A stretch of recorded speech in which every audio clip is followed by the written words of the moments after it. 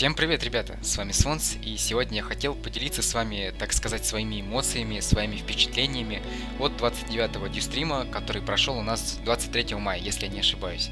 Собственно, я просто писался кипятком, когда смотрел этот стрим, мои эмоции зашкаливали, и все почему? А потому что главное меню у нас будет заменено, и сразу после того, как мы введем логин и пароль, мы будем попадать на корабль игрока. Стив сказал следующее. Корабль будет состоять у нас из двух основных частей. Это командный центр, который будет отсоединяться, чтобы мы могли путешествовать по планетам и по миссиям, собственно. И, так сказать, аддона. Это остальная часть корабля. Ее можно будет расширять, кастомизировать.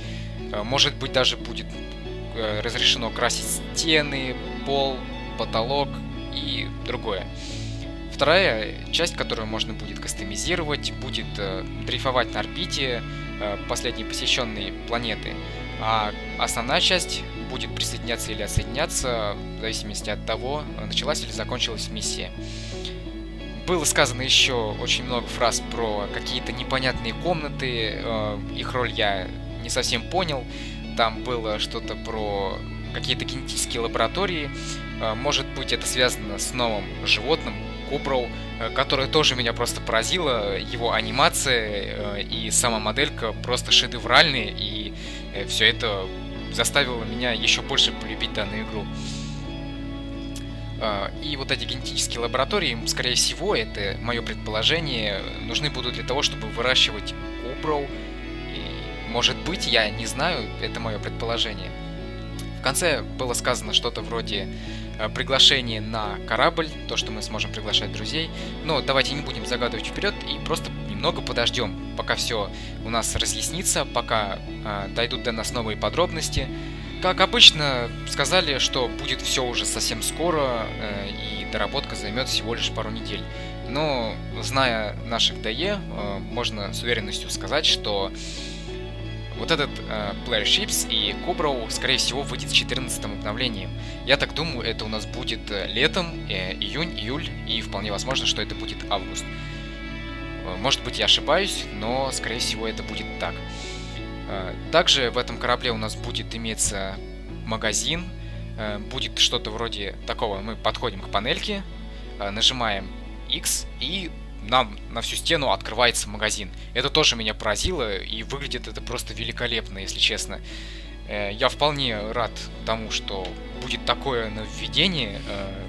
И представьте себе, уберут все меню, и сразу после того, как мы будем заходить в игру, появляемся на корабле. Меня это поразило, меня это удивило, и стрим прошел довольно-таки весело. Тихо. Стрим прошел довольно-таки весело. Было сказано просто море таких реплик о корабле игрока, о Коброу. Было также сказано, что будет можно гладить Коброу, собственно, и может быть, я не знаю, точно это или нет, добавят несколько анимаций взаимодействия с животным. Ну, а вы можете досматривать геймплей с 29-го Devstream. А с вами был Svons. До скорой встречи, ребята! That I want to use. So all of these things in the game are going to be more grounded. Even the pause menu now has this grounded aspect. And if the first right, so if the first question I think from a veteran Warframe player who's likely watching the live stream is, am I going to have to walk around my damn ship just to upgrade my stuff? Yeah. You'll be able to pull up the ship menu at any point and just jump to these locations, and it will essentially just do a crossfade and put you in the appropriate module place in the ship for this. You notice the green smoke? That's because Pablo has a cool idea of it being almost projected from the player's hand. Yes, the green smoke. Yeah, so it's playing. Actually, we can look at that. It's actually just playing the revive animation right now. Yeah. But the idea is within every Warframe, from the Orkin technology they have, there's this little kind of, it's almost like a little hummingbird that comes out and creates that projection in space and then kind of goes back into the Warframe. Cool. Oh, cool. So we're really trying to ground this. Apparently that was really loud, but so okay. Again, we want to make sure, one of the great things about Warframe is, once you kind of get used to it, you can jump in and play a session really quick. So when you sign in, you're going to be right overlapping the navigation system, which lets you jump in to whatever planets I already have available, and I can immediately know where I can go, what my active quests are, what alerts are open, and I can jump in and do a session really quick. So I can zoom in on my planet, and I can pick up which sector I want to go to. And of course, I just have these sort of temporary icons. This stuff is really, really placeholder right now. I just got this working now, and we're going to be working on the visual development of this. And this will solve some of the issues where you might have a sector in space where you can't, you have the nightmare mode on it, and we add this really ridiculous UI. It's like nightmare, yes, no, or there might be an alert on a mission that you want to just play the underlying one. So these are the systems that we're doing that. And again, this is very, very quick, and I'm just starting to work on the controller interface, so this is going to be controller compatible out of the box. So you're seeing 4 planets because as a new player, you only have 4 planets. Exactly. So if I the elder player is going to see everything here. This whole ring would be full of amazing things, and when you mouse over, it'll show you, where. I wish I had the void unlocked with this profile because it looks so damn cool. The void does look cool. But yeah, you'll get everything. I don't know, how crazy should I get? I don't know. What can you do? How much time do I have right now? Well, you have some, but one thing we haven't talked about either is the Kubro. So we can go as long as we want. Just give me 1 second. Just give me 1 second. I'm gonna edit the script. It's Friday. We can do whatever we want. This could be a total fail. Someone noticed Cathra's Doom. Good eye. I noticed that myself. Yep. I'm going to actually try to edit the script right now.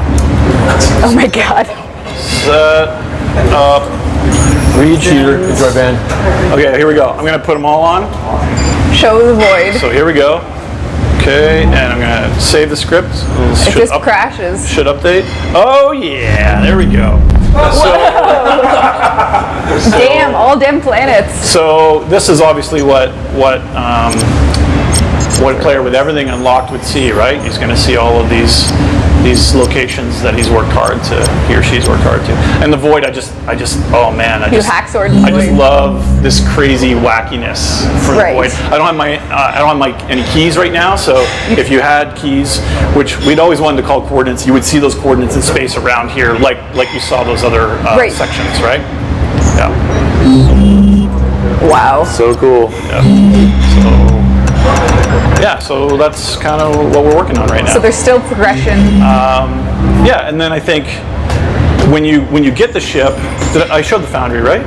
No, we did not show the foundry. We have Ag asks about the foundry. And so here's an actual example of an actual working diegetic UI, which has the awesome smooth scrolling, which I think only Pablo and I are going to appreciate. But this is, players are going to be familiar with this, but this shows a translation of that new kind of cold and gold style that the Orc can have for their projective interfaces. So there's a lot of, we're still working on this because when we tested this, people felt there was too much information on there, so we're still kind of strike a balance there.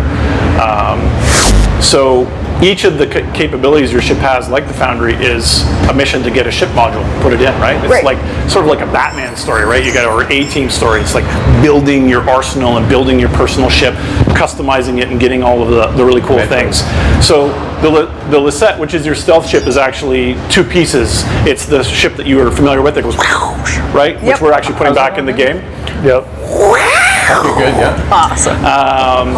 And when it returns back to the planet that you're orbiting, or the region that you're orbiting, it latches on to another section which contains all of the extra modules, so that the personal ship's really expandable. It's not expandable in the way a dojo, you tack on rooms and rotate objects, but it's expandable in that there's modules and places that you can get new things. Oh, what would a cool new foundry be like that's actually can produce objects faster, right? Right. So one of the foundry types that we're going to be introducing in update 14 is a genetic foundry. And the only thing that you can build there initially will be the domesticated Kubro. So if I had that foundry, I would, come back here to the back of my ship, and I would, I'd just run a mission and built it in, and bam, into the ship it goes. So, I mean, just imagine if he was,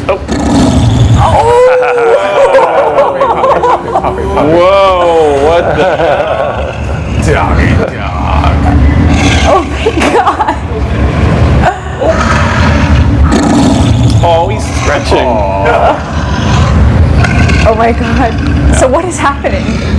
I cry on the inside and outside. Wipe my tears. Yeah, this is my Kubro that I have on my ship, and I built my genetic foundry, and I waited for him to hatch, and because they're so vicious, every day I need to come and visit him to make sure that his affinity to me is high enough that he'll actually be kick-ass in missions. Yep. So it's a little bit like Tamagotchi Warframe. He's not going to die, but We can kill your Kubro. Well, you can neglect him. you can neglect him, and what that does is it really will adversely affect his combat effectiveness. So if you can imagine like a sentinel who has a certain level but might not like you, would act at a lower level with less behaviors, so too does the Kubro need to be tended and cared for to be, your ultimate ally. Yeah, and I think we're going to try, I don't know how much we are going to commit to, but we're going to try, I think, when you breed it, to give some player choice that you commit to, being like the color of, like maybe, we're going to try putting in a fur pattern on there, so that it's, like it's your dog. And I think we're even doing, when you come on the ship, like it's really going to be a companion. Like he's not just going to be sleeping in the corner the whole time. Right. He might greet you when you log in. He'll be walking around, kind of, and we're even going to try and do things where you can interact with him, like, kind of, I guess, pet him. So emotes are coming when you can pet. With the dog. Absolutely. I guess this kind of addresses the questions Steam had about UI Apocalypse, about what's happening with the Foundry. So and Sheldon was talking about too. I like the idea he had where you can't even take him on a mission till he's about a level 1 or level 2. Like you got to put some bonding time in with him to get him to trust you and to be willing to go out there with you before you take him on a mission. So a bit of player investment on that end. Wow. All right. So, and the most common question in chat at this point is when. So, When it's ready, hopefully.